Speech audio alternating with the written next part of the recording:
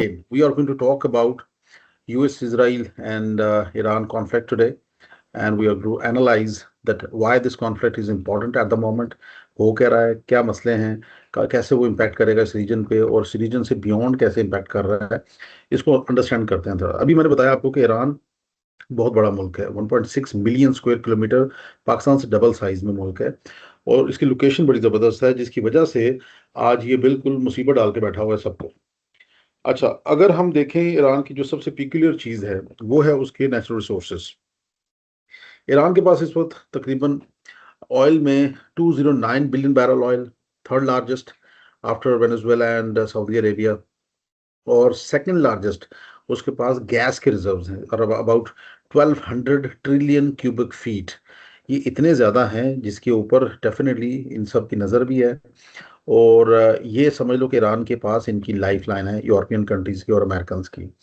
अच्छा, ओवरऑल देखा जाए तो जो उसकी लोकेशन है वो कमाल की लोकेशन है, जहाँ पे वो बैठा हुआ है। स्ट्रेट ऑफ हॉर्मुज़ आपको पता ही होगा, इतनी ज़्यादा डिस्कशन इस पे हुई है कि सब की नज़रों में आया हुआ है ये, कि दुनिया का 20% जो ऑयल है वो यहाँ से गुजरता है। तकरीबन 20 से 21 billion million barrel per day यहाँ से गुजर के जा रहा है।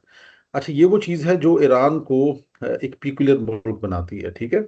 इसी तरह ईरान की जो अपनी आगे पर्शियन गल्फ के अंदर जो पोजीशंस हैं, अभी ये खर्ग आइलैंड को पकड़ने की बातें हो रही हैं, इसको हम लास्ट में डिस्कस करेंगे आज। तो ये वो सारी चीज़ें हैं जो ईरान को पिकुलियर बनाती हैं, और ईरान के ऊपर बहुत सारी दुनिया के मुल्क जो हैं दे आर डिपेंडेंट, जो इससे ऑयल खरीदते हैं, गैस खरीदते हैं। तो ये वो चीज़ है जो कि आज हाईलाइट हो रही है और इम्पैक्ट कर रही है सबके ऊपर। अच्छा, तो ये वो जो सारी चीज़ें हैं ये आपको नज़र आ रही होगी अभी स्लाइड के अंदर, कि किस तरीके से ईरान ने जो ग्लोबल मार्केट है वो पकड़ी हुई है। स्पेशली गैस के जो रिजर्व्स हैं ईरान के पास, सेकंड लार्जेस्ट, वो उसको एक पीकुलर मुल्क बनाती हैं। हमारे लिए, पाकिस्तान के लिए बहुत इंपॉर्टेंट है, क्योंकि हमारी भी उनके साथ डील हुई हुई है, IPI, Iran Pakistan India pipeline, जिसमें से इंडिया निकल गया था और हम नहीं कर सके क्योंकि सैंक्शंस है हमारे ऊपर। इसके अलावा ईरान की जो एक और चीज़ बड़ी इंपॉर्टेंट है, पीकुलर है, वो है उसकी पॉपुलेशन। 92 मिलियन पॉपुलेशन है। और मैं पॉपुलेशन का जिक्र इसलिए कर रहा हूँ कि ये पॉपुलेशन अफगानिस्तान की पॉपुलेशन की तरह नहीं है, ना ही ये इराक की पॉपुलेशन की तरह है, जहाँ पे शिया सुन्नी कुर्द में डिविजन्स थी, जैसे अफगानिस्तान में डिविजन्स थी, पश्तून उज़्बेक ताजिक हज़ारा में डिविजन्स थी। ये पॉपुलेशन ज़्यादातर जो है 90% वो शिया पॉपुलेशन है। तो इसके अंदर उस तरह की डिविजन्स नहीं है। यस, सोशो इकोनॉमिक प्रॉब्लम्स हैं जिनको एनिमी कैपिटलाइज कर जाता है कभी कभी। बड़े बड़े सीनियर जो इंटेलिजेंस के ऑफिसर्स हैं वो बिक जाते हैं, और वो अंदर खाते में जो है वो इनको पूरी इंफॉर्मेशन प्रोवाइड कर देते हैं, इसराइलियों को और सीआईए को। अच्छा, उसके अलावा इनकी इकोनॉमी का साइज देखा जाए तो ठीक ठाक बड़ी इकोनॉमी है, लेकिन प्रॉब्लम ये है कि because of the sanctions they are not connected to the world, जिसकी वजह से ओवरऑल सफर कर रहे हैं। मिलिट्री के अंदर अगर बात की जाए तो ईरान के पास एक स्ट्रॉन्ग मिलिट्री है, तकरीबन कुछ 6 लाख के करीब इनके पास टोटल फौज है, आर्मी एयरफोर्स नेवी मिला के। जिसमें से जो इनकी सबसे स्ट्रॉन्ग चीज़ है वो है इनकी आर्मी, प्लस इनकी जो मिसाइल फोर्स है वो बहुत ज़बरदस्त है। नेवी इनकी बेचारों की माठी है, एयरफोर्स भी माठी है, but when it comes to their army, उसमें भी उनके जो रेवोल्यूशनरी गार्ड्स हैं, उसके अलावा जो उनकी फ़ौज है वो ठीक ठाक स्ट्रॉन्ग फ़ौज है और बड़ी अच्छी कैपेबिलिटीज़ रखती है। ओवरऑल उनके पास बड़ी अच्छी स्ट्रेंथ है। ईरान की जो मिसाइल कैपेबिलिटी है वो तकरीबन 2-2,500 से ज़्यादा की रेंज के मिसाइल लेके जा सकते हैं, जिनमें आपको ये सारे नज़र आ रहे होंगे। सैजल है, इमाद है, गदर है, शहाब 3 बड़े ज़बरदस्त मिसाइल हैं इनके। इसी तरह से बाकी एक पूरी एक लिस्ट है इनके पास, और बड़ी इन्होंने पिछले कई सालों में 1979 से लेके आज तक इन्होंने बहुत इसके ऊपर फोकस किया है। और यही वजह है जिसकी वजह से 1 महीने से ज़्यादा हो चुका है कि वो सस्टेन कर रहे हैं इस जंग को, और लग रहा है कि आगे भी करते रहेंगे काफ़ी लंबे अरसे तक। दूसरी तरफ अमेरिका जो है उसकी यहाँ पे जो स्ट्रेंथ है वो भी ठीक ठाक है। एयरक्राफ्ट कैरियर उन्होंने यहाँ से मूव कर लिया है, लेकिन उससे पहले उनका एयरक्राफ्ट कैरियर भी यहीं पे था। और इसके अलावा एक एयरक्राफ्ट कैरियर कभी अकेला नहीं होता, इसके साथ सबमरीन्स भी होती हैं, इसके साथ ग्रुप कैरियर्स भी होते हैं, ऊपर इसके ऊपर आप देख सकते हैं जहाज भी होते हैं। सो एक फुल फ्लैज एक फ्लोटिंग बेस होती है किसी भी मुल्क की, जो किसी मुल्क पे हमला करने के लिए यूज होती है, क्योंकि ये उनकी मिसाइलों की रेंज में था। और ईरान के जो मिसाइल्स हैं हाइपरसोनिक बैलिस्टिक मिसाइल्स, उसकी वजह से इन्होंने इसको दूर कर लिया, और सुनने में आया कि इसको डैमेज भी हुआ है। तो इस वजह से इसको मूव कर लिया। ओवरऑल अमेरिका की यहाँ पे जो स्ट्रेंथ थी वो तकरीबन 40 से 50 हज़ार फौजियों की है, और वो स्ट्रेंथ इनकी जो है वो इतनी ज्यादा नहीं है कि ग्राउंड ऑफेंसिव हो सके। हाँ, इतना है कि ये आराम से यहाँ पे छोटे मोटे एयर के ऑपरेशन जो हैं वो इनके ऊपर कर सकते हैं, ईरानियंस के ऊपर। तो अमेरिका की पोजीशन यहाँ पे ठीक है। अच्छा, उसके अलावा अगर देखा जाए तो अमेरिका के जो स्टेटेड ऑब्जेक्टिव्स थे, स्टार्ट कहाँ से हुआ और आज कहाँ पे हैं। पहले अमेरिका ने कहा कि जी हम इसको कोशिश करेंगे कि इनकी बैलिस्टिक जो साइट्स हैं उनको तबाह कर दें, रिजीम चेंज कर दें। तो रिजीम तो चेंज नहीं हुई, ठीक है। हाँ, रिप्लेस जरूर हुई। वो लोग जो थे टॉप के, वो इन्होंने बहुत सारे मार दिए, शहीद कर दिए। उनको रिप्लेसमेंट उनकी मौजूद होती है। So that's not the issue. वो रिजीम चेंज का इनको मकसद इनका पूरा नहीं हो सका। जी आलम, आप कुछ कह रहे हैं? सर स्क्रीन नहीं शो हो रही है आपकी मुझे, आपका नाम मतलब शो हो सॉरी, रहा है, स्लाइड नहीं शो हो रही। स्लाइड शो नहीं हो रही? सर स्लाइड नहीं शो हो रही मुझे, सर नहीं मुझे शो नहीं हो हो रही, रही? पता नहीं बाकियों को हो रही है कि नहीं हो रही। आप डिस्कनेक्ट करके दोबारा आ जाए ना। डिस्कनेक्ट करके ना दोबारा आ जाए। अभी भी नहीं हो रही शो? मोइज, आप लोगों को शो हो रही है ना? यस सर, यस हो रही सर। है शुभ। बस वो कनेक्शन का मसला होगा, लेकिन मसला नहीं है, रिकॉर्डिंग है सारी। अ, अब्दुल अजीज, अब्दुल अजीज कौन है यार? इसने तो आज पहले दिन नहीं ज्वाइन कर रहा।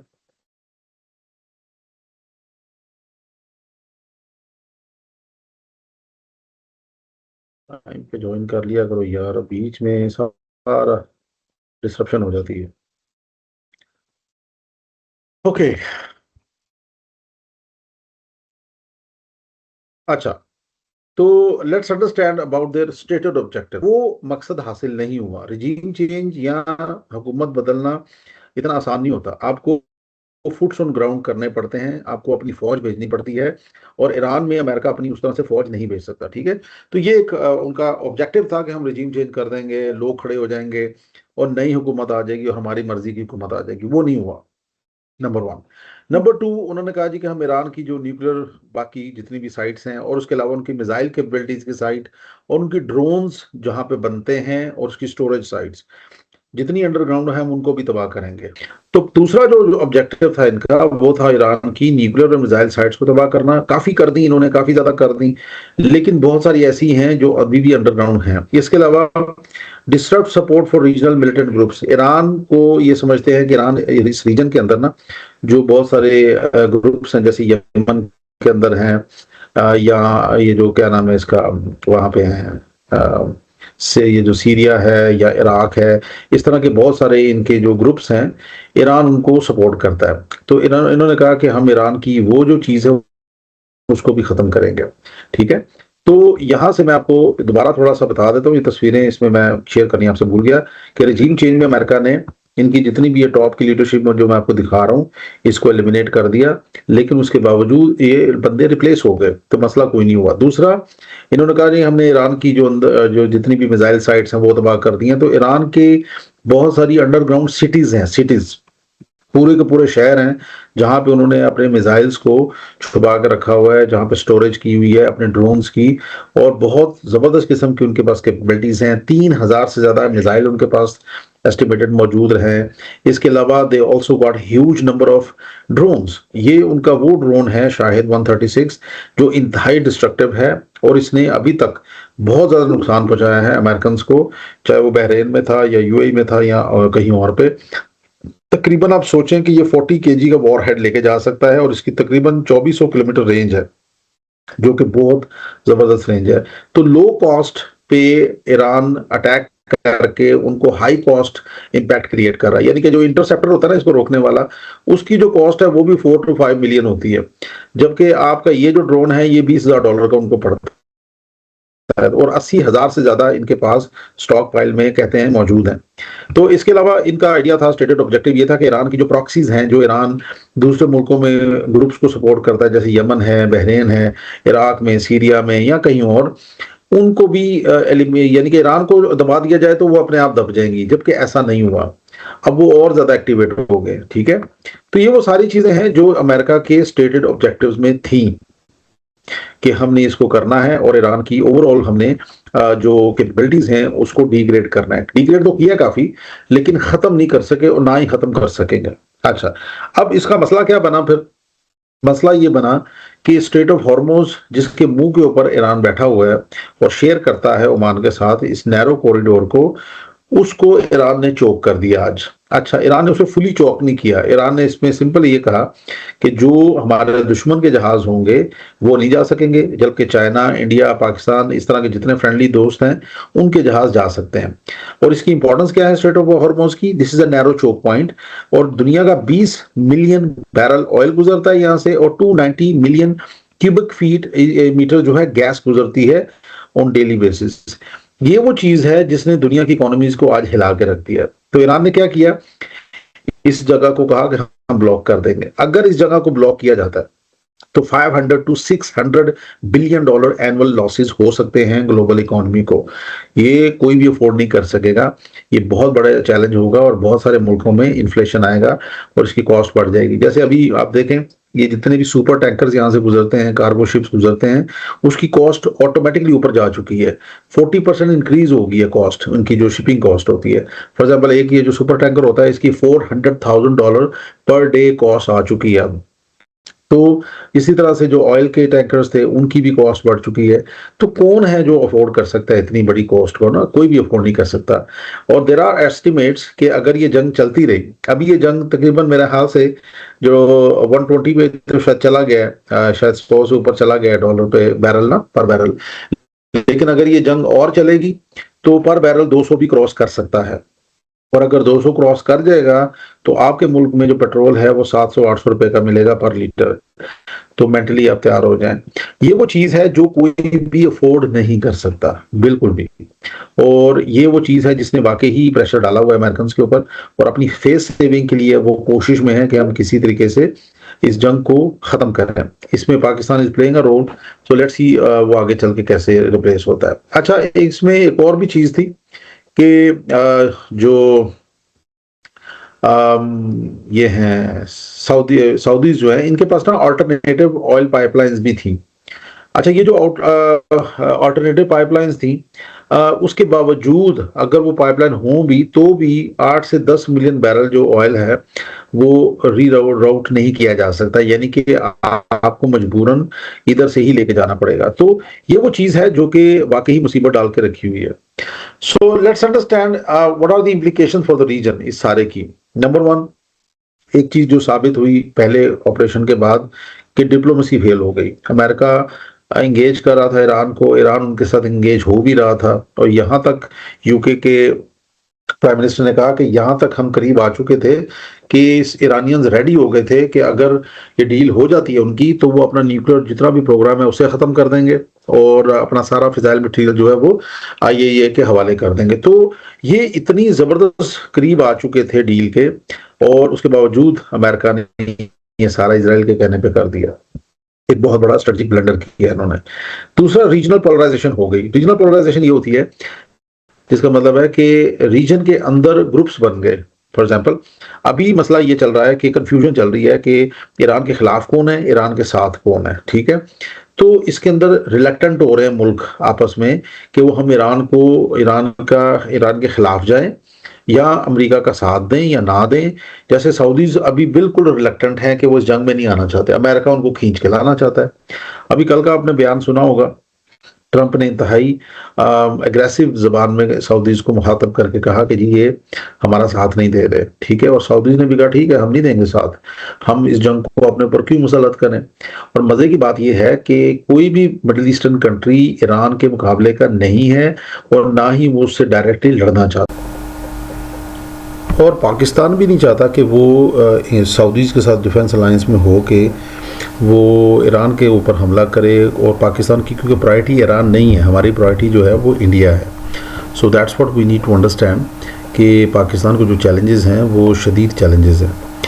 अच्छा, इसके अलावा जो मसला बनेगा इस रीजन के अंदर वो है मेजर पावर्स इन्वॉल्वमेंट हो सकती है, जिसमें डेफिनेटली हो रही है already. Chinese and Russians they are involve, और चाइनीज़ उनको और रशियंस भी उनको बाकायदा कोऑर्डिनेट्स प्रोवाइड कर रहे हैं, सैटेलाइट सपोर्ट प्रोवाइड कर रहे हैं, बहुत सारी जगहों पे उनको हेल्प दे रहे हैं। तो ये वो चीज़ें हैं जिसकी वजह से अमेरिकन्स को ठीक ठाक नुकसान हुआ है इस रीजन के अंदर, और पिन पॉइंट स्ट्राइक्स की हैं ईरानियंस ने अमेरिकन टारगेट्स के ऊपर मिडल ईस्ट के अंदर, and that was only possible because of the Russian and the Chinese support. दूसरा डिप्लोमेटिक सपोर्ट भी Chinese and Russian they are providing to the Iranians. ये वो चीज़ें जिससे ईरान थोड़ा सा कॉन्फिडेंट फील करता है पोलिटिकली। अच्छा, पाकिस्तान पे जो इम्पैक्ट इसका आएगा, ऑब्वियसली उसकी इम्प्लिकेशन पाकिस्तान के लिए बड़ी शदीद है। ऑयल प्राइसेस ऑलरेडी हाइक आपने देखा बढ़ चुकी हैं बहुत ज़्यादा, और भी बढ़ेंगी आने वाले दिनों में अगर ये जंग ना रुकी तो automatically that is going to impact on Pakistan. Inflation बढ़ेगा, इकोनॉमिक रिसेशन आएगा आपके मुल्क के अंदर। सो ये हमारे ऊपर स्पेसिफिकली जो इम्प्लिकेशन है ये भी बड़ी ख़तरनाक है। Last but not least, Pakistan के लिए एक बहुत बड़ा चैलेंज है to balance their relationship between Iran and Saudi Arabia. Iran हमारा बॉर्डर मुल्क है और सऊदीज़ हमारे स्ट्रेटजिक पार्टनर्स हैं। इन दोनों के दरमियान बैलेंस करना पाकिस्तान के लिए इंतहाई शदीद मसले का बायस है, और इसको बड़ी कीनली पाकिस्तान को ज़रा न्यूट्रल होकर चलना पड़ेगा। अच्छा, अब सवाल ये है कि क्या अमेरिका और इजराइल ईरान को हरा सकते हैं? तो इसका आंसर सिंपल है, नो। ईरान को हराने के लिए अमेरिका को उतरना पड़ेगा ज़मीन के ऊपर और अपनी फ़ौज वहाँ पे डिप्लॉय करनी पड़ेगी, बहुत बड़ी, कम से कम 2-3 लाख फ़ौज उनको यहाँ पे उतारनी पड़ेगी, जो कि मुमकिन नहीं उनके लिए, क्योंकि उसकी वजह यह है कि ईरान का बहुत बड़ा जो है लैंड है, उसकी ज़मीन बहुत बड़ी है, 1.6 मिलियन मैंने बताया स्क्वायर किलोमीटर एरिया है।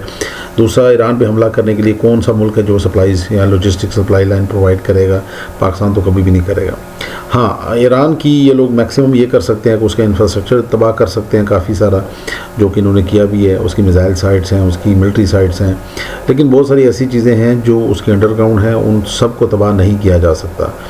जहाँ तक बात है रिजीम चेंज की, हमने पहले डिस्कस किया कि regime change is not possible without a proper ground invasion. तो ग्राउंड इन्वेजन अमेरिकन्स कभी भी रिस्क नहीं ले सकते ईरान के ऊपर, क्योंकि Iran is not like Afghanistan और इराक, और वो बहुत छोटे मुल्क हैं एज़ कम्पेयर टू ईरान। तो ईरान एक बड़ा मुल्क है, उसकी जोग्राफ़ी बहुत बड़ी है, जिसकी वजह से अमेरिकन्स को कभी भी ईरान के अंदर सक्सेस नहीं मिलेगी, बल्कि वो उनके लिए लॉन्ग टर्म में एक बहुत बड़ा ट्रैप बन जाएगा, और अल्टीमेटली उनकी सिचुएशन वही होगी जो इराक में थी या अफगानिस्तान में थी। तो ultimately they had to leave these two countries after losing billions and trillions of dollars. तो ईरान पे कभी भी उतना बड़ा रिस्क नहीं ले सकते, और इसलिए वो अवॉइड करेंगे कि कोई भी डायरेक्ट ग्राउंड इन्वेजन करें ईरान के ऊपर। तो यहाँ तक तो ये बात समझ आ जाती है। अच्छा, अब सिचुएशन ये है कि अभी जो करंट सिचुएशन है, जो स्टेटस है, वो ये है कि अमेरिकन्स प्लान कर रहे हैं कि वो खर्ग आइलैंड जो है वहाँ पे उसके ऊपर अटैक करें और उसको एनेक्स करने की कोशिश करें। अब उसको ज़रा समझ लेते हैं थोड़ा सा कि खर्ग आइलैंड की क्या इंपॉर्टेंस है और उसकी क्या लोकेशन है, वो क्यों सिग्निफिकेंट है। ईरान की जितनी भी ऑयल की सप्लाईज दुनिया को जाती हैं, एक्सपोर्ट्स, वो खर्ग आइलैंड से हो के जाती हैं। It's a terminal for the Iranian exports. तो 90% ईरान की जो ऑयल सप्लाईज़ हैं दुनिया में, वो खर्ग आइलैंड से हो के जाती हैं। इसलिए ये रीजन बहुत ज़्यादा इंपॉर्टेंट है। तकरीबन कोई 20 किलोमीटर का ये रकबा है, और कोई इतना बड़ा रकबा नहीं है, लैंड कह लो आइलैंड नहीं है जिसको कब्ज़ा नहीं किया जा सकता। कब्ज़ा आराम से हो सकता है, 1000 फ़ौज डाल के अमेरिका इसके ऊपर इनिशियली कब्ज़ा तो कर सकता है, लेकिन इट इज़ नॉट सस्टेनेबल। इसको लंबे अरसे तक नहीं सस्टेन किया जा सकेगा, और ये ईरान के लिए एक बड़ा इजी टारगेट होगा अमेरिकन फोर्सेस को अटैक करना। और बिल्कुल स्टैटिक एक पोजीशन है, मिलिट्री कोई भी वो अपनी जो वहाँ से मूव नहीं कर सकेंगे। ऑब्वियसली एक आइलैंड है तो उसके ऊपर से वो भाग नहीं सकेंगे। तो ईरानियन मिसाइल्स जो हैं वो आराम से इसको हिट कर सकेंगे और अमेरिका को जितना चाहे नुकसान पहुँचा सकेंगे। तो ये जो खर्ग आइलैंड की जो वैल्यू है, ऑब्वियसली मैंने आपको जैसे बताया कि बड़ा ज़बरदस्त लोकेशन पे है, बड़ी इंपॉर्टेंट पोजीशन है इसकी। तो इसके ऊपर अमेरिका ईरान को प्रेशराइज़ करने के लिए अटैक कर सकता है। एट द मोमेंट अगर हम देखें तो खर्ग आइलैंड जो है ना, वो 7 मिलियन बैरल पर डे 2025 तक वो हैंडल कर रहा था, एक दिन की ऑयल की जितनी शिपमेंट्स होती हैं। लेकिन अब क्या हुआ कि अभी रिसेंटली उसकी सप्लाईज वॉर की वजह से रुक चुकी हैं, और आगे पता नहीं कब तक रुकी रहेंगी, अब देखते हैं। अच्छा, अब अमेरिका ने क्या किया, ईरान को प्रेशराइज करने के लिए उसने अपना जापान से USS त्रिपोली के नाम से अपना एक वॉरशिप है उसको मूव किया है और वो इस रीजन में आ रहा है। और ये तकरीबन 2-2.5 के करीब फौजी होंगे, इसके ऊपर F-35 जहाज़ होंगे। ये दोनों कैपेबिलिटीज़ बड़ी ज़बरदस्त कैपेबिलिटीज़ हैं और ईरान को बेसिकली प्रेशराइज़ करने के लिए ये काम किया जा रहा है। लेकिन आपको पता है कि ईरान इन चीज़ों से प्रेशराइज़ कभी भी नहीं होता। इसके अलावा अमेरिका ने एक और अपना वॉरशिप है उसको भी कहा है कि वो भी इस रीजन में आ जाए और उसके अंदर भी तकरीबन 2,500 के करीब मरीन्स होंगे और 2,000 के करीब सेलर वगैरह। तो ये सारी चीज़ें अमेरिका अपने यहाँ पे लाना चाह रहा है। पैराट्रूपर्स भी हैं, एक 82 डिवीज़न इसका एयरबोर्न डिवीज़न जो है उसको भी लेके आ रहे हैं यहाँ पे, तकरीबन 2,000 फौजी वो भी होंगे। इनको पैरा ड्रॉप किया जा सकता है, यानी कि जहाज़ों के ज़रिए इनको ड्रॉप किया जा सकता है। ये स्पेशल फोर्सेस होते हैं और अपने टारगेट्स को अचीव करने के लिए खर्ग आइलैंड के ऊपर। लेकिन it will B devastating for the American. उसकी वजह क्या है कि ईरान की जो सलाहियत है, ईरान की जो कैपेबिलिटीज़ हैं वो बहुत ज़बरदस्त हैं। मिलिट्री कैपेबिलिटी स्पेशली इस रीजन के अंदर वो अमेरिका के साथ डायरेक्ट नहीं लड़ेगा, ठीक है। वो अमेरिकन को शदीद नुकसान पहुंचाएगा मल्टीपल तरीक़ों से। फॉर एग्ज़ाम्पल अगर अमेरिकन, लाजमी बात है उन्होंने समंदर के रास्ते ही आना है और अगर वो समंदर के रास्ते से आएंगे तो ऑटोमेटिकली जो ईरान की पोजीशन है वो बड़ी स्ट्रॉन्ग है इस जगह पे। ईरान उनको आराम से अपने लैंड से अटैक कर सकता है अपने एंटी शिप मिसाइलों के ज़रिए से। फास्ट बोट्स यूज़ कर सकता है जो कि 3,000 से ज़्यादा हैं ईरान के पास। नेवल माइंस यूज़ कर सकता है ईरान। इसके अलावा एंटी शिप मिसाइल मैंने बताया आपको। एयर डिफेंस ईरान का पोटेंट है, ठीक है, वो भी गुजारे लायक है। अच्छा, आर्म्ड ड्रोन्स ईरान के बहुत ज़बरदस्त हैं। शायद ड्रोन आपको पता है, ज़बरदस्त ड्रोन है। तो इनके ऊपर अपनी इनके शिप्स के ऊपर सैचुरेटेड अटैक्स हो सकते हैं। इसके अलावा जो ईरान की जो कैपेबिलिटीज़ हैं बैलिस्टिक मिसाइल्स की, क्रूज़ मिसाइल्स की, हाइपरसोनिक मिसाइल्स की, वो बहुत ज़बरदस्त हैं। जब ये शिप्स, लाजमी बात है, उस रेंज में आएंगे तो ईरान इनको छोड़ेगा नहीं, ईरान इनको मार सकता है, इनको टारगेट कर सकता है। तो ये वो रिस्क हैं जो अमेरिका अवॉइड करेगा कि वो ले, ठीक है। अमेरिका अभी सिर्फ इसको, मुझे जहाँ तक लगता है कि प्रेशराइज़ करने के लिए कर रहा है। अगर फॉर इंस्टेंस अमेरिका ने खर्ग आइलैंड को पकड़ भी लिया है, जो कि पकड़ सकता है, कोई उतना मसला नहीं है, लेकिन उसको लॉन्ग टर्म सस्टेन करना will be very very tough for them. और ये खर्ग आइलैंड उनके लिए खूनी आइलैंड बन जाएगा। It will B disasters for them and it will be a strategic blunder for them. तो ये कोई अक्लमंदी वाली बात नहीं होगी अमेरिकन के लिए कि वो इस चीज़ को करें। तो मेरा ख्याल है कि इससे पहले डिप्लोमेसी जो है वो अपना रोल प्ले कर लेगी and it won't be necessary for the US to attack the Kharg island. अच्छा, तो इसके अलावा ईरान की जो पोजीशन है मिलिट्री की इस रीजन में वो काफ़ी स्ट्रॉन्ग है, ठीक है। और ईरान ये कर सकता है कि अगर उसके खर्ग आइलैंड पर अटैक होता है और उसकी ऑयल सप्लाईज, गैस सप्लाईज रुकती हैं, तो वो अपने रीजन के जितने भी मुल्क हैं उनके ऊपर अटैक कर सकता है और उनकी जितनी भी ऑयल की रिफाइनरीज और ये सारा एक शदीद क्राइसिस दुनिया को देखना पड़ सकता है आने वाले दिनों में अगर ईरान के खर्ग आइलैंड पे अटैक हुआ तो डेफिनेटली वही बात होगी कि हम तो डूबे हैं सनम, तुम्हें भी ले डूबेंगे। So this is something very very dangerous, not only for Iran, America, but also for the global powers, specially European countries, Chinese, जो डिपेंडेंट हैं, इंडियन जो डिपेंडेंट हैं इस जगह के पर्शियन गल्फ से ऑयल पे, चाहे वो ईरान से आता हो या सऊदी से आता हो। तो इसकी जो इम्प्लिकेशंस होंगी डेफिनेटली, मैंने पहले आपको बताया कि ईरान फ़ौरन से पहले इसको एस्केलेट करेगा और वो रीजनल जितनी कंट्रीज़ हैं ऑयल सप्लायर, गैस सप्लायर की, LNG की सप्लाईज़ की, उनको मारेगा और डेफिनेटली ये डिसरप्शन हो जाएगी ऑयल की और गैस की। दूसरे नंबर पे जो दुनिया देखेगी वो देखेगी record high prices of oil and gas. तो ये बड़ी ख़तरनाक सिचुएशन है क्योंकि यूरोप ऑलरेडी इकोनॉमिक रिसेशन में चल रहा है और यूक्रेन वॉर की वजह से they are facing lots of challenges and energy crisis. तो ऑब्वियसली जब गल्फ़ ख़राब होगा, गल्फ़ के अंदर इंस्टेबिलिटी आएगी, तो और ज़्यादा इसका दुनिया की जो मार्केट है उसके ऊपर शॉक आएगा। और ऑलरेडी जो वर्ल्ड जो कह लें आप जितनी भी वर्ल्ड वाइड स्टॉक्स हैं उन्होंने बहुत बड़ा क्रैश देखा है रिसेंटली। ट्रिलियंस ऑफ डॉलर्स के जो मार्केट्स हैं ये स्टॉक मार्केट की और ये क्रिप्टो की जो जितनी भी इस तरह की होती हैं उनके अंदर बहुत बड़े लेवल पे एक क्राइसिस आया है। तो ये वो चीज़ें हैं जिससे मसला बनेगा। और इसके अलावा जब स्ट्रेट ऑफ हॉर्मुज़ ब्लॉक हो जाएगा मुकम्मल तौर पे, लाजमी बात है खर्क आइलैंड के पे अटैक करने के बाद या उसकी तबाही के बाद ईरान कभी भी स्ट्रेट ऑफ हॉर्मुज़ को उस तरह से ओपन तो नहीं करेगा, तो ऑटोमेटिकली बहुत बड़े लेवल पे ट्रेड डिसरप्शन होगी और वो मुल्क भी सफ़र करेंगे जो इसके अंदर इन्वॉल्व नहीं थे। सो ये वो सारी इम्प्लिकेशंस हैं जो ईरान और यूएस के दरमियान अगर एस्केलेशन होती है तो ये पूरी दुनिया फेस करेगी, and that is going to seriously impact not only the regional economies but also the global economies. इसलिए मेरा ख्याल है कि अमेरिकन इस चीज़ से शायद अवॉइड करें, और अभी वो सिर्फ इसको as a pressure tactic use कर रहे हैं कि वो आके और इस जगह पे कब्ज़ा करने की कोशिश करें। अच्छा, तो इसमें पाकिस्तान के लिए क्या पॉलिसी ऑप्शंस है, this is what you need to understand.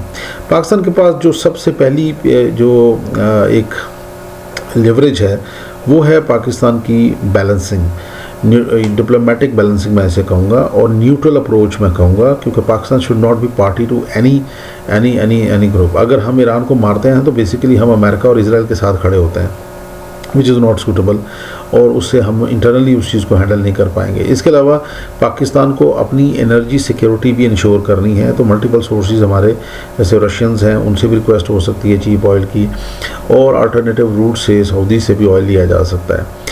तो ये वो चीज़ें हैं जो पाकिस्तान करेगा, लेकिन in the longer run Pakistan को अपने स्ट्रेटजिक जो ऑयल रिजर्व्स हैं वो बढ़ाने पड़ेंगे, और आपको ज़्यादा से ज़्यादा डिपेंडेंस ऑयल पे कम करनी पड़ेगी, क्योंकि अब आपका जो इमीडिएट पर्शियन गल्फ़ है वो बड़े लंबे अरसे तक वोलेटाइल रहेगा।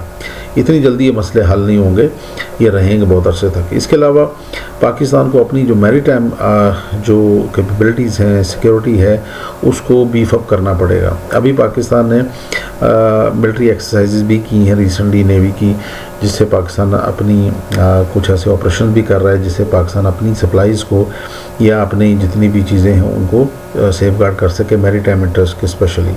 तो ये अपने तौर पे तो पाकिस्तान करता है और करता रहेगा आगे भी, बट ओवरऑल पाकिस्तान को ज़रा सोचना पड़ेगा कि हमें अल्टरनेटिव्स की तरफ जाना पड़ेगा। इसके अलावा पाकिस्तान की इंटरनल जो सिक्योरिटी है वो वोलेटाइल हो सकती है खर्क आइलैंड पे अटैक के बाद। ऑब्वियसली जो अगर ग्राउंड इन्वेजन होता है तो पाकिस्तान में बहुत बड़ी तादाद में हमारे शिया भाई और बहन मौजूद हैं, और उनकी ईरान के साथ बहुत ज़्यादा एफिलिएशन है। अगर ईरान के ऊपर अटैक होता है, फिज़िकल ग्राउंड इन्वेजन होता है, तो पाकिस्तानी शियाज़ को रोकना बहुत मुश्किल हो जाएगा। सो ऑटोमेटिकली आपके मुल्क के अंदर हालात ख़राब हो सकते हैं और बहुत बड़े लेवल पे एजिटेशंस हो सकती हैं जो ये डिमांड कर सकती हैं कि जी आप अमेरिका के साथ जो डिप्लोमेटिक टाइज़ हैं उनको कट ऑफ कर दें। ये वो चैलेंजेस हैं जो पाकिस्तान को फेस करने पड़ सकते हैं इंटरनली, जो कि बहुत ख़तरनाक चीज़ है, और इससे आपका जो अमेरिका के साथ डिप्लोमेटिक टाइज़ हैं यूरोप के साथ वो बड़े सीरियसली डिसरप्ट हो सकते हैं, और उसका इम्पैक्ट आपकी इकॉनमी पे आएगा आगे चल के। अच्छा, इसके अलावा पाकिस्तान की जो इकोनॉमिक सिचुएशन है आपको पता है वो काफ़ी वोलेटाइल हो चुकी है, आपके ऊपर ऑलरेडी बर्डन है, लोन्स हैं। अब इसके बाद लाजमी बात है जब ऑयल प्राइसेस हाइक आएगा तो आपकी इकोनॉमिक रिसेशन भी आएगा, and you need to plan accordingly, और उसके मुताबिक आपको लेके चलने पड़ेंगी चीज़ें। इसके अलावा पाकिस्तान को बहुत तेज़ी के साथ काम करना पड़ेगा उन पाइपलाइंस के ऊपर जो अल्टरनेटिव हैं to Persian Gulf, for example TAPI है, और इसी तरह से हम और भी पाइपलाइंस इस तरह की कल को बना सकते हैं ताकि सेंट्रल एशिया से हम ऑयल एंड गैस को ले सकें। उसके लिए अफगानिस्तान को स्टेबलाइज़ करना बहुत ज़्यादा ज़रूरी है, और उसके लिए डिप्लोमेटिक चैनल्स यूज़ करके आपको अफगानिस्तान को कॉन्फिडेंस देना पड़ेगा। इवन इंडिया को भी इन्वॉल्व करना पड़ेगा कि भाई लड़ाई झगड़े से कुछ नहीं मिलना, जितना म्यूचुअल कोऑपरेशन करेंगे तो सबको बेनिफिट होगा। अगर पाकिस्तान डिस्टेबलाइज होगा तो इस रीजन में कोई मुल्क स्टेबल नहीं रहेगा। इसलिए we have to convey this message to the Indians and also to the Afghans, और उसके साथ फिर हमें कनेक्ट करना पड़ेगा सेंट्रल एशियन रिपब्लिक्स को, ताकि वहाँ से हम ज़्यादा से ज़्यादा ऑयल एंड गैस ले सकें, because these countries are rich in oil and gas. ये वो सारे ऑप्शंस हैं जो पाकिस्तान कर सकता है, और पाकिस्तान को ये करने पड़ेंगे, और न्यूट्रल अप्रोच रख के डिप्लोमेटिक चैनल्स यूज़ करके पाकिस्तान को ये मसला हल करना पड़ेगा। इससे पाकिस्तान का ना सिर्फ इंटरनल सिचुएशन स्टेबलाइज रहेगी बल्कि ग्लोबल स्टेचर भी पाकिस्तान का इम्प्रूव होगा आने वाले दिनों में। सो ये वो सारे ऑप्शंस हैं जो हम कर सकते हैं, और इसके बाद अगर पाकिस्तान ये करता है तो that will be a big thing for Pakistan. So guys, this is all from my side, and if you got any questions so please you can ask. आज का जो टॉपिक था वो बेसिकली ईरान के ऊपर था, इसराइल और यूएस के उसके ऊपर अटैक के ऊपर था।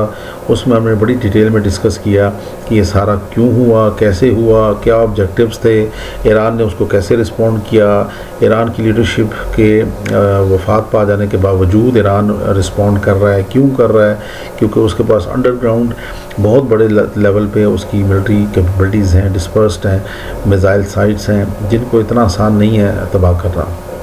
तो ये वो सारी चीज़ें हैं जो आगे चल के ये हमें फेस करनी पड़ेंगी। इसके अलावा हमने लास्ट में डिस्कस किया खर्ग आइलैंड के ऊपर कि पॉसिबिलिटी है कि अमेरिका उसके ऊपर अटैक करे या उसको कैप्चर करने की कोशिश करे।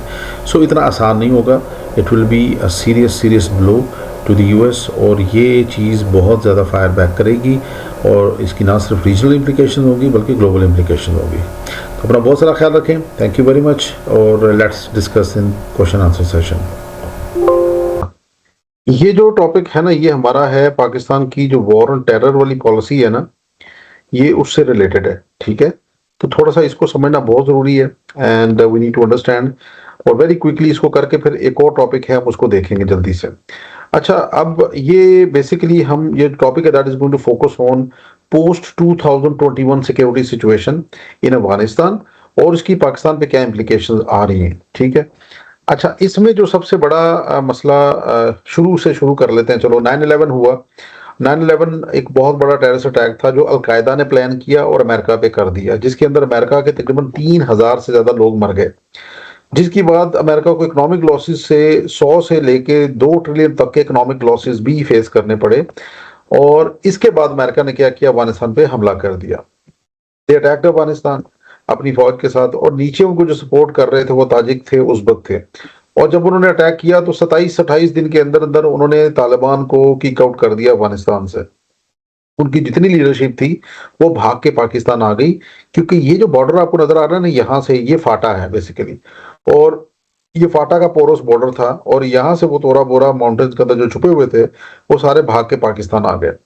अब वॉर ऑन टेरर शिफ्ट होगी पाकिस्तान 2002 के बाद। 2002 में पाकिस्तान ने क्या किया कि मैसिव मिलिट्री ऑपरेशंस लॉन्च कर दिए इनके खिलाफ, जितने भी लोकल ट्राइब्स थे। लोकल ट्राइब जो थे, जिनमें से ये जो ट्राइब था ना, ये वाला मैसूद ट्राइब, ये बेसिकली इन्होंने साउथ वजीरिस्तान में क्या किया कि शेल्टर दिया अलकायदा के लोगों को, और जो फॉरेन जितने भी टेररिस्ट थे उनको, तालिबान वगैरह। तो पाकिस्तान ने क्या किया कि पाकिस्तान ने अमेरिका के कहने पे फिर इनके खिलाफ ऑपरेशन शुरू कर दिया। तब टीटीपी नहीं थी, याद रखना है आपने। तो ये 2002 में पहला ऑपरेशन जो हुआ उसका नाम था ऑपरेशन अलमेजान, और उसके बाद फिर आपने मल्टीपल ऑपरेशन लॉन्च किए। 2007 में फिर टीटीपी बन जाती है। टीटीपी 40 ग्रुप होते हैं जो वहां पे फाटा के अंदर वो मर्ज होते हैं, इकट्ठे होते हैं, और वो बना लेते हैं तहरीक तालिबान पाकिस्तान, एक टेररिस्ट ग्रुप, और जिनकी जो स्ट्रेंथ होती है दैट वाज अराउंड 35,000 प्लस। अच्छा, अब आपके माइंड में आ रहा होगा कि यार ऐसे कैसे हो गया कि तालिबान ग्रेजुएट जो मदरसा के ग्रेजुएट्स हैं वो इतने केपेबल हो जाते हैं कि वो 40 ग्रुप्स को इकट्ठा कर लेते हैं और जनाब इतनी बड़ी स्ट्रेंथ हासिल कर लेते हैं। So that was unimaginable. और लेकिन ऐसा हुआ, इसके पीछे इंडिया था। इंडिया ने 2001 के बाद अफगानिस्तान आया, अशरफ गनी और सॉरी हामिद करजाई के साथ दोस्ती की, उसको पैसे दिए और अपने आप को वहां पे सेटल किया। उसकी काउंसलेट्स वहां पे काम करती थी। वहां से उन्होंने पाकिस्तान के अंदर फिर अगले 5-6 साल में एक पूरा नेटवर्क खड़ा किया, जिसको आपने फिर तहरीक तालिबान पाकिस्तान कहते हैं। ठीक है, तो इनकी पूरी सपोर्ट नर्चर इनको अफगानिस्तान से, इंडिया से मिलता रहा, और इनको पैसे मिलते रहे। पैसे मिल जाए बाकी काम हो जाता है। 2007 के बाद हमने देखा पाकिस्तान में एक वेव आई टेररिज्म की, और बहुत बड़े लेवल पे टेररिस्ट अटैक्स हुए ऑल अराउंड पाकिस्तान, लेवल बढ़ गया। अच्छा, तो उसके बाद फिर पाकिस्तान ने क्या किया, बड़े ऑपरेशन लॉन्च किए। ऑपरेशन आपको याद होगा, ये जो साउथ वजीरिस्तान एजेंसी में किया गया, स्वात में किया गया। ठीक है, फिर अल्टीमेट जो ऑपरेशन आपने किए वो थे ऑपरेशन ज़रब अज़ब 2014 के बाद, और ये बड़ा जबरदस्त ऑपरेशन था। इसके अंदर टीटीपी की जितनी भी फैक्ट्रियां थी असला बनाने की, उनके आर्म्स वगैरह डिपो जितने भी थे, उनके टेरर हाइडआउट्स, उनके ट्रेनिंग सेंटर, सारे पाकिस्तान ने तबाह कर दिए। दूसरा जो ऑपरेशन पाकिस्तान ने किया उसके बाद वो था ऑपरेशन रद्दुल फसाद। ऑपरेशन रद्दुल फसाद जो था that was basically focused on urban areas, शहरों के ऊपर था वो। यानी कि टीटीपी के जो लोग थे टेररिस्ट, वो भाग के ना शहरों में आकर छुप जाते हैं। अच्छा, इनको ना हम स्लीपर सेल्स कहते हैं। स्लीपर सेल वो होते हैं जो मेन टेररिस्ट ऑर्गेनाइजेशन के ऑफ शूट होते हैं, यानी कि मेन टेररिस्ट ऑर्गेनाइजेशन आज जो है टीटीपी वो छुपी हुई है अफगानिस्तान में, जबकि उनके जो स्लीपर सेल्स हैं वो पाकिस्तान के अंदर ऑपरेट कर रहे होते हैं। 8-8 10-10 लोगों का ग्रुप होता है और वो आपकी सोसाइटी में रह रहे होते हैं, आपको पता भी नहीं होता। कोई नान बेचने वाला होता है, कोई मोची बन के बैठा होता है, कोई फलां शोबे में होता है, लेकिन वो छुप के आपके अंदर रह रहे होते हैं। उनको मारने के लिए या उनको एलिमिनेट करने के लिए you you have to carry out IBOs, intelligence based operations, और वो फिर पाकिस्तान ने किए ऑपरेशन रद्दुल फसाद के तहत। जब आपने वो ऑपरेशन रद्दुल फसाद किया 2017 के बाद, पाकिस्तान के हालात काफी चेंज हो गए, ठीक हो गए। अगले 3 साल में Pakistan was a much stable country. फिर अमेरिका 2021 में निकलता है यहाँ से, अफगानिस्तान से। जब वो अफगानिस्तान से निकलते हैं और उनको ठीक ठाक लॉसेस भी होते हैं ओवरऑल, तो वो इतनी बड़ी जो कॉस्ट है उसको अफोर्ड नहीं कर पाते और वो कहते हैं ठीक है जी हम जा रहे हैं, तो वो यहाँ से निकल जाते हैं। ये जो आपको चार्ट नजर आ रहा है ये 9/11 के बाद की अमेरिका की स्पेंडिंग है, तकरीबन 2001 से 22 तक की, और ये तकरीबन अमेरिका ने $8 ट्रिलियन खर्च किए हैं, ना सिर्फ 9/11 के बाद बल्कि उनके इराक की जंग के अंदर भी और बाकी जगहों पे भी। तो $8 ट्रिलियन के लॉसेस अमेरिकन ने इनकर किए, और 21 में वो अफगानिस्तान से निकल गए। अच्छा, 21 के बाद अफगानिस्तान की क्या सिचुएशन थी और आज आपके लिए क्या मुसीबत बनी हुई है, let's understand that in a very quick manner. आज अफगानिस्तान के अंदर तालिबान जो है दे आर कंट्रोलिंग एवरीथिंग, तो पूरा अफगानिस्तान उनके पास है। Their strength is around 75,000 plus. उनके पास बंदे भी बहुत ज्यादा हैं, तकरीबन 15,000 से ज्यादा उनके पास हक्कानी नेटवर्क है, अलकायदा की सपोर्ट भी है उनके पास। अच्छा, पूरा अफगानिस्तान वो कंट्रोल कर रहे हैं, तो ओवरऑल इनकी जो सिचुएशन है वो काफी स्ट्रांग है आज अगर देखी जाए तो। तकरीबन $20 बिलियन की इनके पास जीडीपी भी है, तो they are high motivated, they are robust. और ओवरऑल इनकी सिचुएशन अगर देखी जाए तो 1,72,000 के करीब इनके पास टोटल फौज मौजूद है मिला मिलू के। दूसरा जो बड़ा थ्रेट है अफगानिस्तान का, और ये जो अफगान तालिबान है ये मैं बताता चलूं, they are no more your friends. ये वो तालिबान जो 2001 में थे, ये डिफरेंट है अब, ठीक है। ये वाले आपके दोस्त नहीं है, ये आपके दुश्मन है। ये जो तालिबान है, दूसरा जो बड़ा मसला है अफगानिस्तान का, वो ये है transnational terrorist groups. Transnational terrorist groups वो होते हैं जो सलाहियत रखते हैं एक मुल्क से दूसरे मुल्क में हमला करने की। तो उनमें टीटीपी टॉप पे है, आईएसकेपी है, इसके अलावा बाकी जो टेररिस्ट ग्रुप्स हैं अलकायदा वगैरह।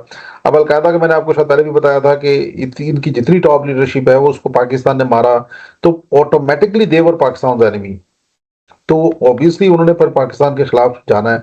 आज वो अफगानिस्तान में छुपे हुए हैं, और उनकी जो टॉप लीडरशिप है एमन अल जवाहिरी, जैसे ही अमेरिका निकला अफगानिस्तान से, एमन अल जवाहिरी जो पहले पहाड़ों में रह रहे थे जनाब, वो आके एक शेरपुर का एरिया है काबुल के अंदर, जो बड़ा पॉश एरिया जिस तरह आपका F6 है, तो ऐसे एरिया में आकर रहने लग गए। और अमेरिकन इंटेलिजेंस ने उनको लोकेट कर लिया, क्योंकि अमेरिका निकला तो था अफगानिस्तान से, उनके स्पाइस तो नहीं निकले थे ना, तो लोकल जो लोग हैं वो उनके लिए स्पाइंग करते थे। और उन्होंने जनाब उनको अमेरिकन को बता दिया कि जनाब इस घर में ये बंदा छुपा हुआ है एमन अल जवाहिरी, और एमन अल जवाहिरी को अमेरिकन ने फिर हेल फायर मिसाइल, सॉरी ये जो नया मिसाइल था इनके पास R9X, ये बड़े जबरदस्त मिसाइल था। ये बेसिकली इसको कहते हैं फ्लाइंग जिनसूस, यानी कि ये इनके अंदर ब्लेड्स होते हैं, इनके अंदर एक्सप्लोसिव वेपन नहीं था, इसके अंदर ब्लेड्स थे। और उससे क्या होता है, उससे ज्यादा लोग नहीं मरते। पहले जो मिसाइल ये यूज करते थे ना, उससे पूरा मोहल्ला तबाह हो जाता था और 15-20 लोग और मर जाते थे साथ। लेकिन इसमें क्या होता है, इसके अंदर सिर्फ ब्लेड्स होते हैं और वो उस बंदे को उस कमरे के अंदर ही मार देते हैं, किसी और को नुकसान नहीं होता। तो अमेरिका ने ये यूज किया, इनको मार दिया। और लेकिन एक चीज साबित हुई कि अफगान तालिबान और अलकायदा उनकी आपस में गठजोड़ है। दूसरे नंबर पे टीटीपी ने वेलकम किया तालिबान को जब वो पावर में आए, और टीटीपी आपको पता है ये बड़ा खतरनाक ग्रुप है आपके लिए। आज इनकी जो स्ट्रेंथ है अफगानिस्तान में वो तकरीबन 4,000 क्रॉस कर चुकी है, और पाकिस्तान के अंदर उन्होंने बहुत अटैक्स किए हैं। जब से ये 2001 के बाद जब से अमेरिका निकला है वहां से, तो पाकिस्तान में जो टेररिज्म का ग्राफ है वो आज टॉप पे जा चुका है। हम 2026 में पाकिस्तान इस वक्त दुनिया में सबसे ज्यादा जो टेररिस्ट अटैक जहां पे होते हैं वो मुल्क बन चुका है। अच्छा, उसके अलावा फिर आईएसकेपी ये ग्रुप है, इसको कहते हैं इस्लामिक स्टेट खोरासान प्रोविंस। ये इनिशियली 4,000 के करीब थे, और इनमें ज्यादातर जो लोग थे ये पाकिस्तानी ही थे जो यहाँ पे। ये 15 में ये ग्रुप अपने आप को स्टैब्लिश करता है, और इसमें ज्यादातर पाकिस्तान पाकिस्तानी होते हैं। इनका जो पहला अमीर था वो भी पाकिस्तानी था, सईद खान नाम था उसका, औरंगजेब एजेंसी का वो कमांडर था, पहले टीटीपी में था और फिर वो आईएसके में चला गया, दाइश में चला गया। इसके साथ अब्दुल रऊफ था, ये भी अफगान तालिबान का एक्स तालिबान था, तो ये आईएसकेपी में आ गया। अब अमेरिका ने इनको ड्रोन स्ट्राइक्स में मार दिया, तो आईएसकेपी के ऊपर अमेरिका ने वो जो बंकर बस्टर बॉम्ब है ना, वो जो ईरान पे यूज किया था, वो इनके ऊपर भी यूज किया और इसके अंदर इनको ठीक ठाक नुकसान पहुंचाया। तकरीबन को 94 के करीब इनके जो बंदे थे वो मर गए। अच्छा, लेकिन आईएसकेपी खत्म नहीं हुई। आईएसकेपी ने दे केप्ट ऑन अटैकिंग और आज भी वो अटैक्स करते रहते हैं। एक और टेररिस्ट ग्रुप जो अफगानिस्तान में है, which is a threat for Pakistan, वो है Islamic movement of Uzbekistan, Uzbek militants. ये बड़े खतरनाक हैं और ये इन्होंने भी पाकिस्तान में बड़े अटैक्स किए हैं और जितने भी हाई प्रोफाइल अटैक्स हैं इनके अंदर ये शामिल रहे हैं, चाहे वो एपीएस का था, चाहे वो कराची एयरपोर्ट का था, चाहे वो मेहरान बेस का था, जहां जहां भी बड़े बड़े अटैक्स हुए उनके अंदर ही शामिल रहे हैं। एक और मसला अफगानिस्तान का जो है वो है ड्रग ट्रैफिकिंग। ड्रग ट्रैफिकिंग क्या चीज, अफगानिस्तान में जो ड्रग पैदा होती है ना, that is actually source of income for many terrorist groups. तो चाहे वो टीटीपी हो या बाकी लोग हों, वो इसको एज अ सोर्स लेते हैं। और अफगानिस्तान की जो ड्रग है उसका जो दुनिया में जाने का सबसे बड़ा सोर्स है, दैट इज थ्रू पाकिस्तान। तो जो सदर्न रूट है उसका, उसके अलावा उनकी ड्रग जो ईरान के जरिए भी जाती रही है, बाकी ताजिकिस्तान तुर्कमानिस्तान के जरिए से भी जाती रही है और चाइना भी जाती रही है। अच्छा, ये जो ड्रग मनी है इससे बहुत पैसा जनरेट होता है। मैं आपको बताता चलूं कि 2011 में एक एस्टिमेट के मुताबिक अफगान जो ड्रग थी उसकी वैल्यू थी $61 बिलियन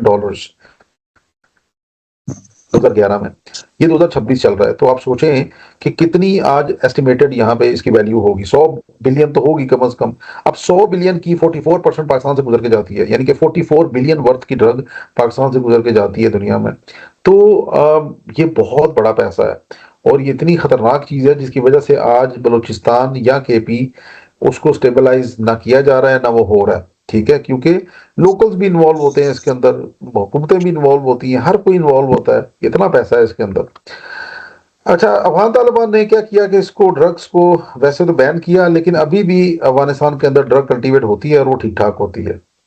अच्छा, last but not least, India, Pakistan और अफगानिस्तान, ये हमने थोड़ा सा डिस्कस किया था पिछले लेक्चर में कि जी ये एक तीनों मुल्कों का आपस में मसला चल रहा है। इंडिया 21 में वापस आ गया अफगानिस्तान और उसने आके अफगानिस्तान को अपने हाथ में दोबारा कर लिया।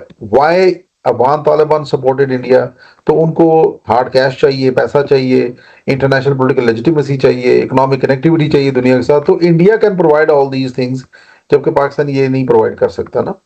अच्छा, इंडिया को अफगानिस्तान में आयरन रिजर्व चाहिए जो वो लेके जाना चाहता है और वो उसका जो बेहतरीन रूट है that is through Pakistan, 809 kilometre, जो मैं पहले आपको बता चुका हूँ।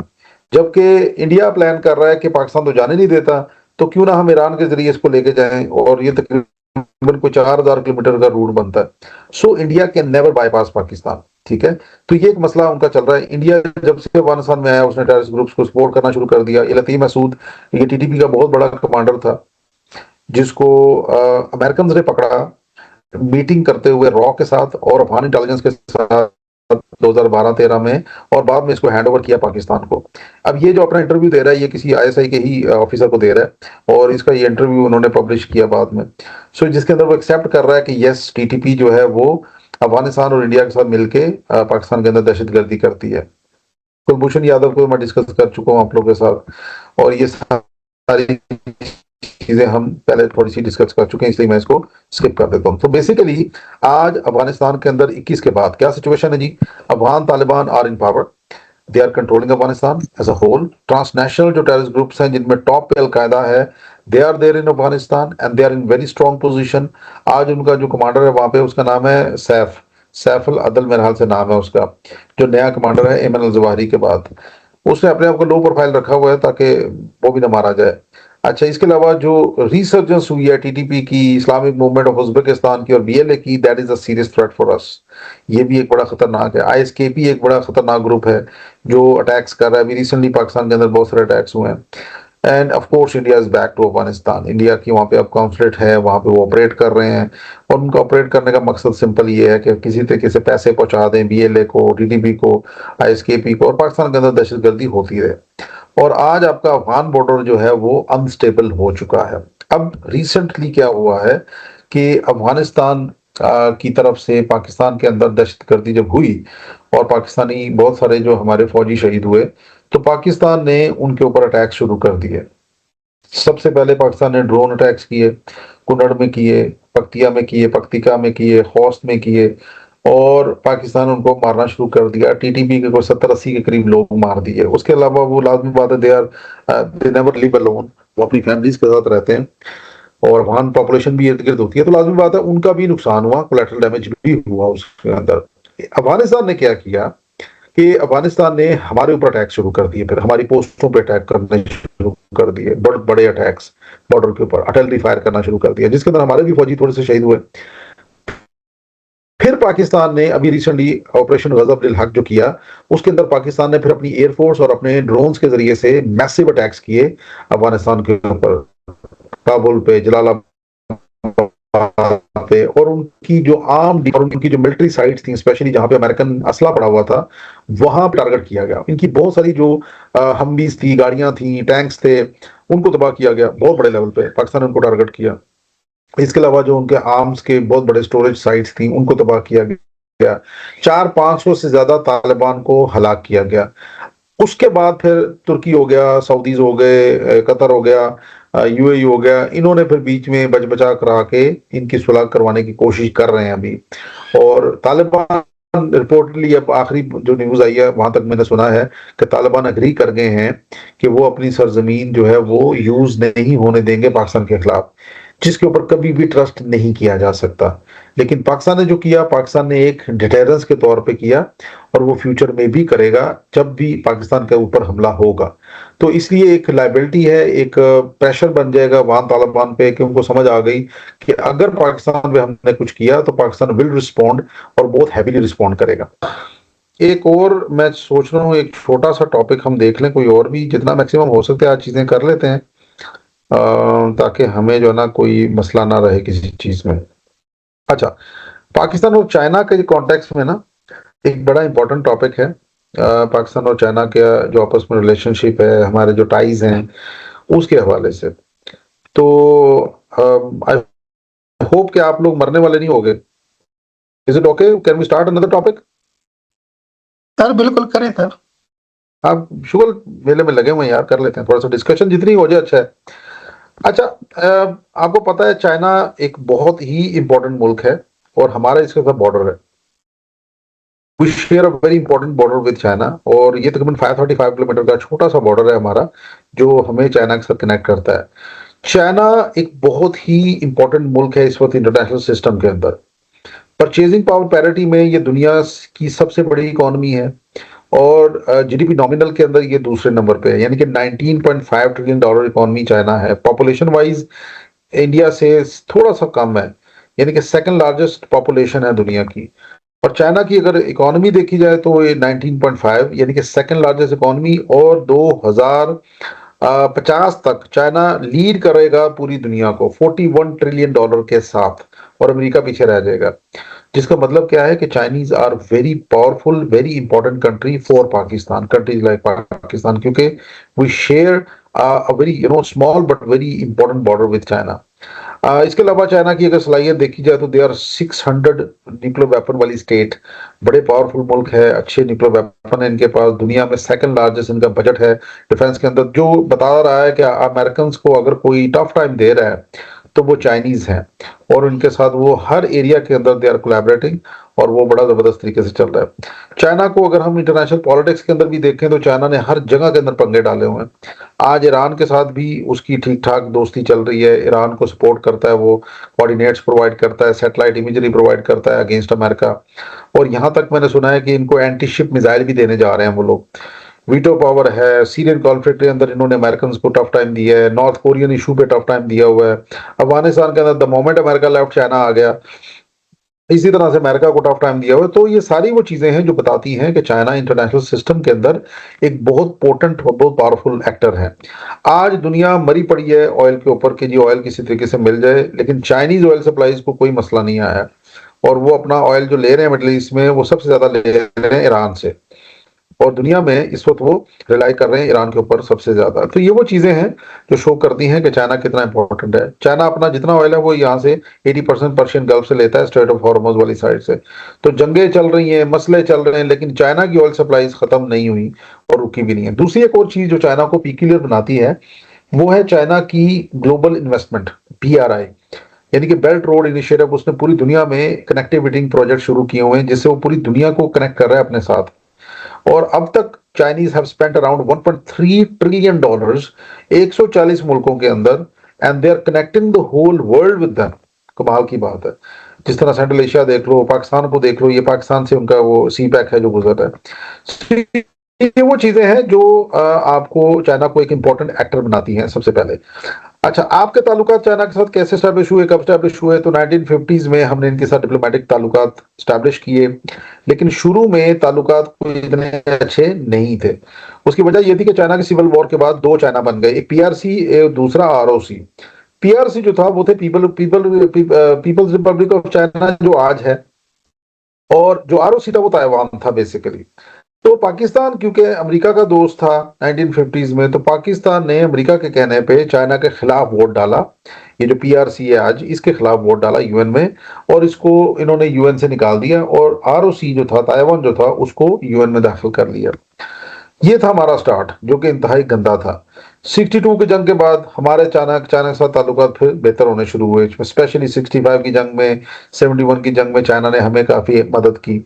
अच्छा, अब पाकिस्तान ने चाइना के साथ जो एक सबसे बड़ा इनिशिएटिव किया वो था काराकोरम हाईवे, क्योंकि पाकिस्तान को हमेशा मसला आता था जंगों के अंदर कि हमें अमेरिका जंगे असला नहीं देता था, और इंडिया हमारे ऊपर एम्बार्गोज लगा देता था, यानी कि हमारा समंदर बंद कर देता था, लैंड बंद कर देता था, कभी एयर कॉरिडोर बंद कर देता था। तो पाकिस्तान ने क्या किया, फिर चाइना के साथ एक बहुत जबरदस्त काम किया और काराकोरम हाईवे को बनाया। ये 1300 किलोमीटर का एक हाईवे था जिसने बहुत दुश्वार गुजार इलाके को कनेक्ट किया पाकिस्तान के साथ। यानी कि अब क्या हुआ कि अब पाकिस्तान को अनइंटरप्टेड सप्लाईज आ सकेंगी अगर कोई जंग होती है हमारी किसी के साथ। तो ये तो अल्लाह का शुक्र है, हमने न्यूक्लियर वेपन बना लिए, तो हमें अब जरूरत इस तरह से नहीं है। लेकिन अगर खुदा ना खास्ता कोई लॉन्ग टर्म हमारी जंग होती है इंडिया के साथ, और जो कई महीनों तक चलती है फॉर एग्जाम्पल, तो चाइना की तरफ से हमें सप्लाईज आ जाएंगी इंशाल्लाह ताला इस तरफ से। So that's not the issue. इसको बनाने के लिए पाकिस्तान और चाइना ने 100 से ज्यादा, 1000 से ज्यादा अपने लोग मरवा दिए। सो दिस इज द इंपॉर्टेंस।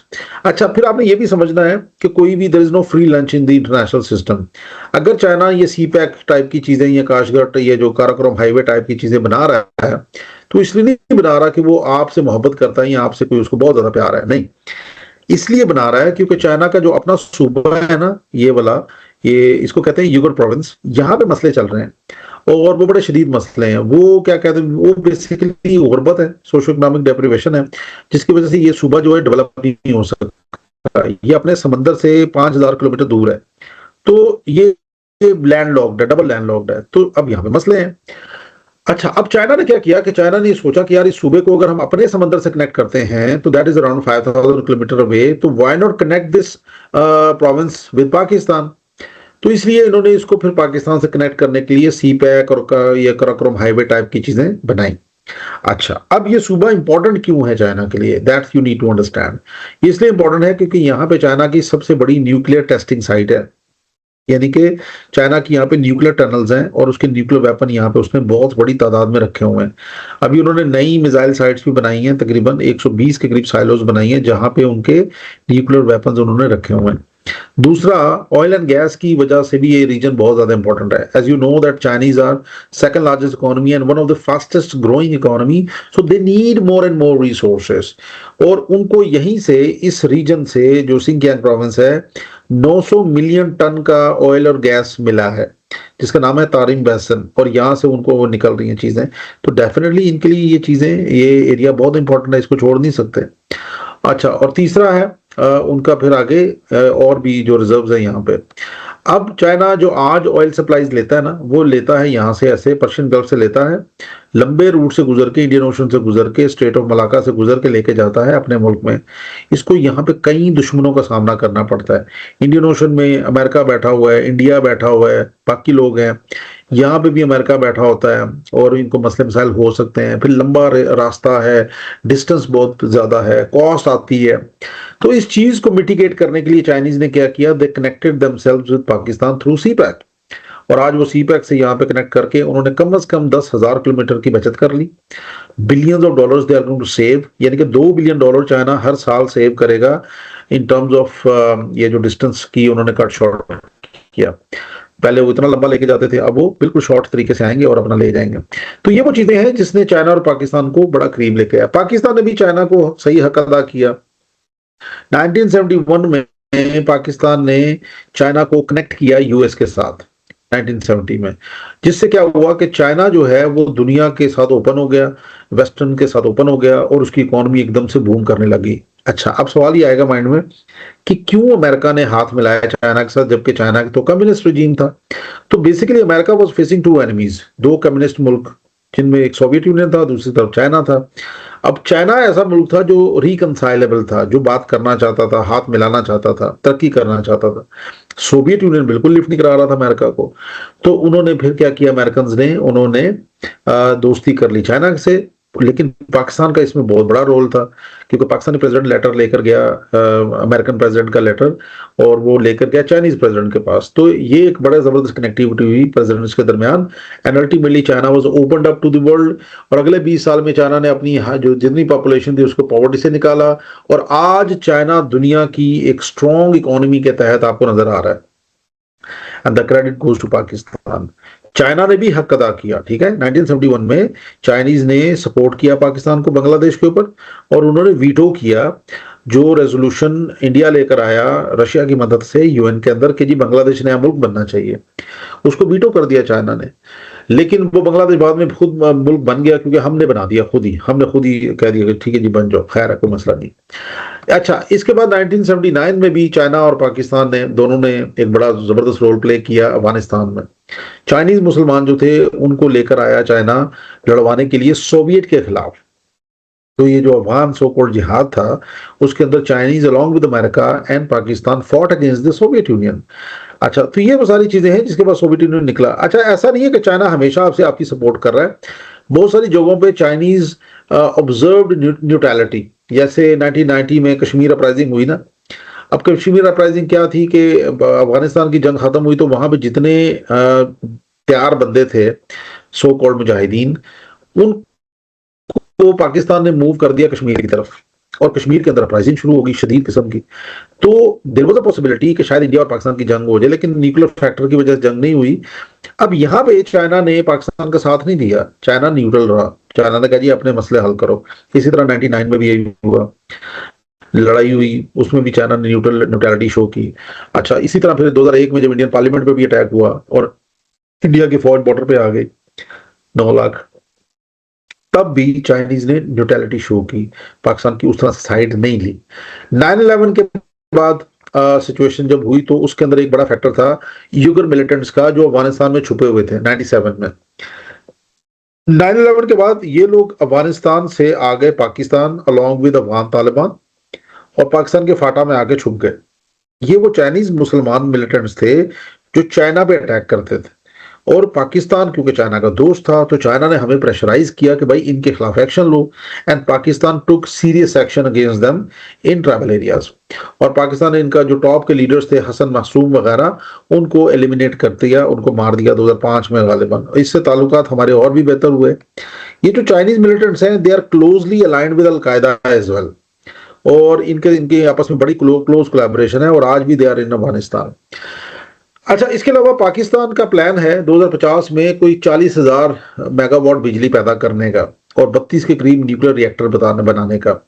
अच्छा, अब दुनिया में जो न्यूक्लियर रिएक्टर्स की टेक्नोलॉजी है वो ज्यादातर वेस्ट के पास है, यूरोप के पास है, जिसमें टॉप के मुल्क कनाडा है, ऑस्ट्रेलिया है, इनके ग्रुप्स हैं बाकायदा, एनएसजी न्यूक्लियर सप्लायर्स ग्रुप।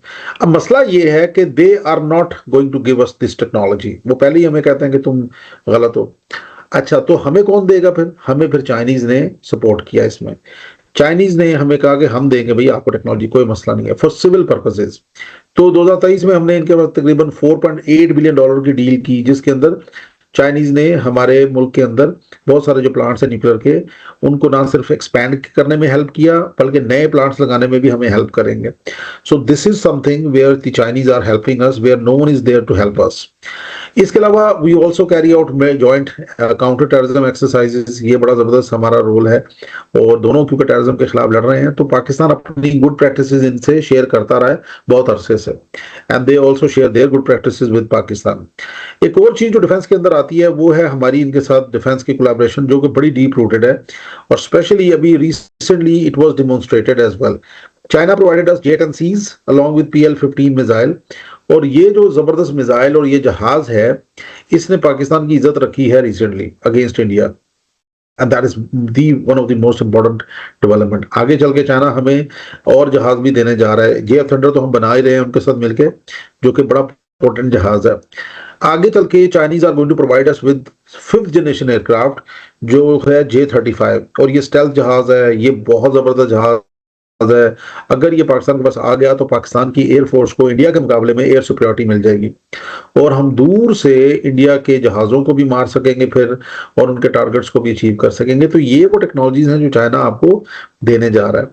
इसके अलावा एयर डिफेंस के अंदर हमें वो हेल्प करते हैं, LY-80 के नाम से एक एयर डिफेंस है। अच्छा, हमारे पास पहले थे कोबरा हेलीकॉप्टर्स, जो कि अमेरिकन हेलीकॉप्टर्स थे। अब वो क्योंकि पुराने हो गए, ऑब्सोलीट हो गए, तो हमने फिर वो चेंज किए, फिर हमने टर्की से लिए, और चाइना से हमने Z-10 हेलीकॉप्टर्स लिए, ये वाले। ये बड़ी जबरदस्त मशीन है, and it is just like Apache helicopter, एक बड़ा फ्लाइंग टैंक है। ये भी जबरदस्त किस्म की कैपेबिलिटीज लेके जा सकता है, काउंटर टेररिज्म में भी यूज हो सकते हैं, रेस्क्यू ऑपरेशन में यूज हो सकते हैं, क्लोज कॉम्बैट के अंदर यूज हो सकते हैं, जैसे आपके टैंक्स हो ऊपर ये क्लोज सपोर्ट दे रहे हो आपको, और स्पेशल फोर्सेज के ऑपरेशन में यूज हो सकते हैं। तो कमाल कैपेबिलिटी है जो चाइनीज ने हमें दी है। अच्छा, एक और चीज जो है वो है आपका एयरबोर्न अर्ली वार्निंग सिस्टम्स, यानी कि एवॉक्स। अब ये वो जो चीजें हैं, ये आपको हवा के अंदर, आसमान के अंदर सर्विलेंस प्रोवाइड करते हैं 300-400 किलोमीटर दूर तक, यानी कि दूर तक ये ऊपर इनके ना रेडार लगा होता है, जो बेसिकली दूर से दुश्मन के टारगेट्स को एक्वायर करता है और आप उनको शूट डाउन कर सकते हैं। अभी ऑपरेशन से दूर जो हुआ और अपने अनल महसूस, इसके अंदर पाकिस्तान ने बाकायदा इन जहाज़ों को यूज़ किया और इंडिया के 6 जहाज़ गिराए। सो इसके अंदर इसका रोल बहुत ज़्यादा है। ये रियल टाइम इंफॉर्मेशन आपको प्रोवाइड करता है, और सारी गेम ही इंफॉर्मेशन की है। If you know your self and know your enemy, you can win every battle, sun Tzu ने कहा था। इसके अलावा छोटे मोटे वेपन चाइना में और भी देता है। ये मैंने आपको बताया था LY-1 के नाम से, ये लेजर वेपन है, जो ड्रोन्स मल्टीपल, जो एकदम से बल्क में ड्रोन आते हैं ना, बहुत सारे स्वॉर्म ड्रोन अटैक जिसे कहते हैं, 100-200 ड्रोन आ गया, तो ये लेजर वेपन है जो ऑटोमेटिकली बड़ी स्पीड के साथ उन ड्रोन्स को नीचे गिरा सकता है। कमाल की एबिलिटी है, और ये चाइना ने हमें दी है अभी। इसके अलावा चाइनीज हमें ड्रोन्स भी देते हैं, जिसके अंदर जो सुसाइडल ड्रोन्स है वो भी हैं, और सर्विलेंस ड्रोन्स जो हैं वो भी हैं। तो ये सारी कैपेबिलिटी चाइना के पास अल्हम्दुलिल्लाह मौजूद है, तो हमें वो सपोर्ट करता है। पाकिस्तान खुद भी ड्रोन बनाता है, तुर्की से भी लेता है, और चाइना भी देता है। तो ये कमाल किस्म की हमारे पास एक बैकअप है। अच्छा, समंदर के अंदर बहुत ज्यादा जरूरी है हमारी सपोर्ट, तो उसके अंदर फिर लाजमी बात है, क्योंकि गवादर चाइना की जो सी पैक है उसका ज्यूल है, यानी कि उसका एक ताज है, और उसके लिए सबसे इम्पोर्टेंट चीज है। तो लाजमी बात है, इतनी बड़ी इन्वेस्टमेंट को कामयाब अगर बनाना है तो समंदर पे होना, स्ट्रांग होना बहुत जरूरी है। अब चाइना खुद तो नहीं आ सकता, लाजमी बात है, इतनी बड़ी फौज लेके, तो definitely they are going to support Pakistan and equip Pakistan. तो उन्होंने क्या किया, पाकिस्तान के साथ मिलके बहुत सारे वॉरशिप्स बना रहे हैं अभी, और बड़े कमाल के वॉरशिप्स हैं, दे आर हाई टेक और बड़ी जबरदस्त कैपेबिलिटीज के साथ हैं। उनके अंदर बड़े जबरदस्त किस्म के वेपन सिस्टम्स हैं, रडार्स हैं, और ये पाकिस्तान का जो समंदर है उसको प्रोटेक्ट करने में बहुत ज्यादा मदद मिलेगी हमें आने वाले टाइम में। एक जो सबसे सिग्निफिकेंट चीज हुई ना between Pakistan and China, that is Hangor class submarine. ये वो सबमरीन है जो 8 के करीब चाइना हमें देने जा रहा है। एक तो आ गई है, मेरा ख्याल है 2, 6, 7 और आनी है अगले कुछ सालों में। इससे क्या होगा, इससे ये होगा कि पाकिस्तान जो हमारा जो इंडियन ओशन रीजन है, इसके अंदर पाकिस्तान इंडिया का जो एरिया है स्पेशली, उसके ऊपर पाकिस्तान को बड़ा जबरदस्त तरीके से पाकिस्तान उसकी विजिलेंस कर सकेगा और उसके ऊपर अटैक भी कर सकेगा कल को अगर जरूरत पड़ी तो।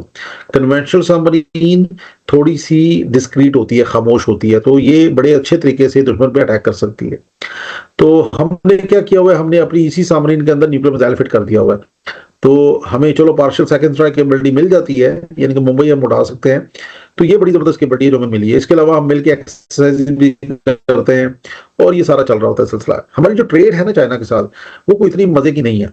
अराउंड $19 बिलियन की ट्रेड है और इसके अंदर भी ज्यादा चाइना को फायदा है, यानी कि 6% हम चाइना से एक्सपोर्ट करते हैं और चाइना जो है वो इंपोर्ट्स अपनी जो हमें भेजता है दैट इज 25%, जो कि बहुत ज्यादा है और हमें नुकसान है उसके अंदर। और ये सारी चीजें होगी। इसके अलावा जो सी पैक है जिसके ऊपर काफी प्रोपेगेंडा भी होता है, तो सी पैक के अंदर चाइना ने पहले फेज के अंदर तकरीबन 10,000 मेगावाट बिजली पाकिस्तान में बनाई है, जो कि बहुत बड़ी है। इतने तो हमने डैम्स नहीं बनाए। इसके अलावा इसमें रोड्स हैं, एनर्जी प्रोजेक्ट्स हैं, टेक्नोलॉजी है, टेलीकॉम इंडस्ट्रीज है, ट्रांसपोर्टेशन है, फाइनेंशियल जोन्स हैं जो बनने जा रहे हैं आने वाले दिनों में। तो ये सारी चीजें होने जा रही हैं and Gwadar will be the financial hub, जो कि ना सिर्फ रीजन को कनेक्ट करेगा बल्कि पूरी दुनिया को कनेक्ट करेगा यहाँ पे। और आपने देखा कि अभी कितनी ज्यादा मसले मसाइल बने हुए स्ट्रेट ऑफ हॉर्मोज के, तो कल को पाकिस्तान का जो गवादर है वो इसको रिप्लेस कर सकता है सारे एरिया को, क्योंकि इसको तो ब्लॉकेड नहीं किया जा सकता ना, ये तो ओपन है, this is in the open sea. और ये तमाम जितनी भी पोर्ट्स हैं इस रीजन की, चाहे वो बंदर अब्बास है, चाहे वो चाबहार है, या मस्कत पोर्ट है, या मतरा पोर्ट है, या सऊदीज की पोर्ट्स हैं, या बाकी जितनी भी हैं, उन सब की वैल्यू को डिग्रेड कर देगा and that will be on the top of it. ठीक है, सो this is it from my side and if you got any question you can ask.